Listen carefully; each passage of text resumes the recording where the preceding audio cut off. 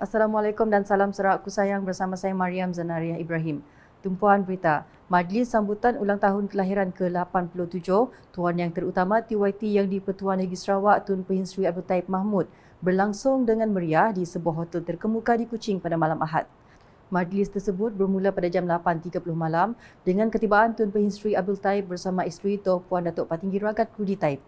Ketibaan mereka telah disambut oleh Premier Sarawak Datuk Patinggi Tan Sri Dr. Abang Abdul Rahman Zuhari Tun Datuk Abang Openg dan isteri Puan Sri Datuk Amar Jumaani Tun Tuan Bujang. Majlis ulang tahun berkenaan diserikan lagi dengan persembahan nyanyian dan upacara memotong kek hari jadi serta pulut kuning. Sementara itu, bekas Timbalan Ketua Menteri Sarawak Datuk Patinggi Tan Sri Dr. Alfred Jabu Numpang semasa menyampaikan ucapan khas berkata Tun Pehin Sri Abdul Taib Mahmud merupakan seorang pemimpin yang bertanggungjawab dalam mengutamakan nilai perpaduan antara kaum serta mempertahankan keamanan dan keharmonian di Sarawak.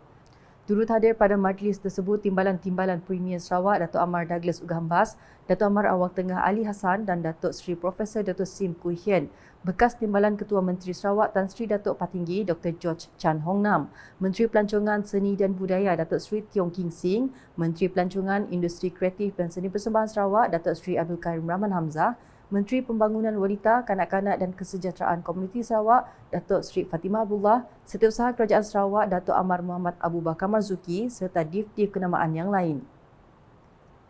Berita seterusnya, perpaduan dan keharmonian sejagat di Sarawak harus dijaga sepanjang masa. Timbalan Premier Sarawak Datuk Amar Awang Tengah Ali Hassan berkata, kestabilan terutamanya dari segi politik dan sosial amat penting dalam memastikan kerajaan Sarawak dapat menumpukan usaha bagi merancangkan lagi pembangunan negeri ini. Menurutnya, usaha tersebut perlu dilakukan secara berterusan bagi memperkasakan kehidupan masyarakat setempat.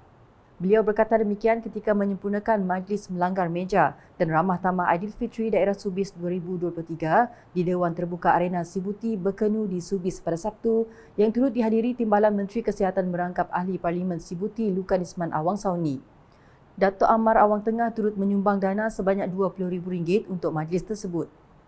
Manakala di Song, Penubuhan Agensi Pembangunan Ulu Rajang URDA bukti komitmen Kerajaan Sarawak untuk mempercepatkan pembangunan di kawasan atas Sungai Rajang.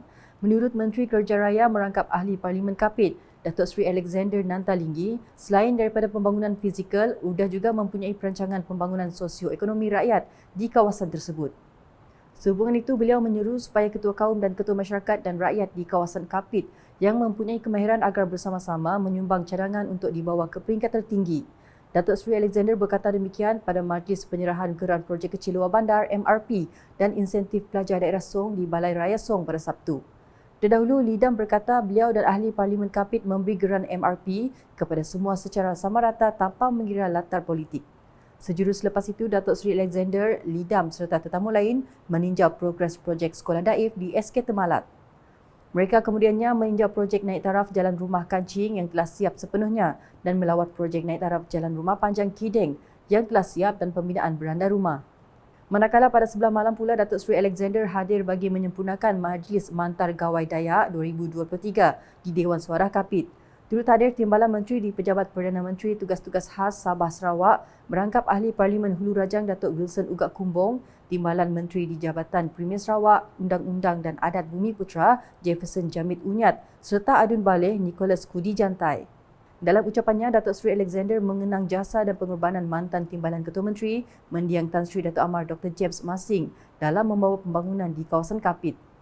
Menyentuh mengenai sambutan itu, beliau memaklumkan Timbalan Perdana Menteri Datuk Seri Dr. Ahmad Zahid Hamidi akan melawat Rumah Terbuka Gawai pada 3 Jun depan di Dewan Suara Kapit dan kemudiannya melawat ke Rumah Engking, Jalan Selirik. Terdahulu, Datuk Wilson dalam ucapannya berkata Kapit kini menjadi tumpuan orang luar kerana jalan telah dihubungkan. Paparan berikutnya, penduduk di kawasan Matu diminta menyalurkan maklumat kepada Ketua Masyarakat dan Ketua Kaum KMKK, agensi kerajaan dan pihak berwajib sekiranya berlaku gangguan bekalan air, elektrik dan sebagainya. Timbalan Menteri di Jabatan Premier Sarawak, Integriti dan Ombudsman, Datuk Dr. Juanda Jaya berkata, ini berikutan kebimbangan berlakunya masalah gangguan bekalan air bersih ekoran musim panas ketika ini. Ya, apabila berlaku musim panas seperti ini, kita menyadari banyak tempat sudah ada masalah air. Ya, alhamdulillah kawasan kita, ya, saya boleh katakan hampir tidak ada masalah berkenaan. kecuali satu tempat saja di Sungai Tutus malam. Ya, pihak Jebab telah ambil tindakan. Saya mesej pengarah Jebab pun pukul 12.30 malam, yang reply pukul 1 pagi. Ya, yang mana ya kawasan berkenaan belum tahu apa punca airnya seada. Sebab air semua okey, air semua okey. Cuma yang saya ingin sebut ialah ya, kalau ada berlaku masalah air, api dan sebagainya yang di luar jangkaan, di luar pemakluman, seperti biasa maklumkan melalui saluran-saluran kita, ketua masyarakat, agensi kerajaan dan sebagainya. Berucap dalam Majlis Ramah-Tamah Maksak Daerah Matu 2023 di Dewan Serbaguna Majlis Daerah Matu dan Daro pada Sabtu, Ahli Dewan Undangan Negeri Jomoreng itu turut menasihati penduduk terutama nelayan dan petani untuk tidak terlalu terdedah dengan cuaca panas bagi mengelak risiko terkena strok haba. Beralih ke laporan berikutnya. Penyertaan pemakaian busana etnik teramai dalam satu acara dan penyertaan kumpulan etnik terbanyak dalam pameran kebudayaan sempena sambutan Minggu Perpaduan Peringkat Kebangsaan 2023 berjaya dicatatkan dalam Malaysia Book of Records pada Ahad. Sijil pengiktirafan Malaysia Book of Records telah dianugerahkan kepada Kementerian Perpaduan Negara dan disampaikan kepada Menteri Perpaduan Negara Dato' Aaron Agodagang oleh pihak Malaysia Book of Records. Program pemakaian busana etnik teramai ini telah menerima penyertaan daripada murid-murid prasekolah, pelajar-pelajar sekolah, mahasiswa Institut Pengajian Tinggi, komuniti kawasan rukun tetangga dan orang awam dari pelbagai agensi. Seramai 2,471 telah direkodkan bagi penyertaan pada program kali ini. Antara pakaian yang telah diperagakan untuk cabaran ini ialah pakaian tradisional Melayu dari setiap negeri di Semenanjung Malaysia seperti Puteri Perak, Kebaya Nyonya, Melayu India, Melayu Johor, Negeri Sembilan, Kebaya Perlis, Melayu Kelantan dan Bugis. Seterusnya, pakaian kaum Cina termasuk pakaian Cheongsam, Samfu, Changsan dan Baba Nyonya. Pakaian kaum India termasuk sari, lehenga choli, salwar kamis, Punjabi suit, anarkali, kurta, dhoti dan sherwani, jipa, kaili, pakaian kaum Serani seperti Portugis, pakaian orang asli Semenanjung, mahmeri. Selanjutnya pula, pakaian etnik Sarawak meliputi Jati Miriek, Lun Bawang, Kedayan, Iban, Salako Rara, Melanau, Bidayuh, Kayan, Kenyah, Kajang, Orang Ulu, Ngajat, Punan, Vai, Ulu Kelabit, Serian dan Keringkam. Tidak ketinggalan pakaian etnik Sabah meliputi Kadazan, Murut dan Bajau.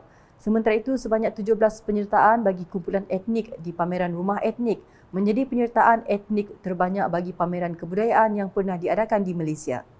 Kumpulan etnik terlibat dalam pameran ini adalah seperti Melayu, Melanau, Kayan, Kenyah, Kajang, Cina, Iban, Lun Bawang, Bidayuh, Kedayan, India, Bugis, Vai, Salako Rara, Jati Miriek, Kadazan Dusun, Murut, Rungus, orang asli Mahmeri.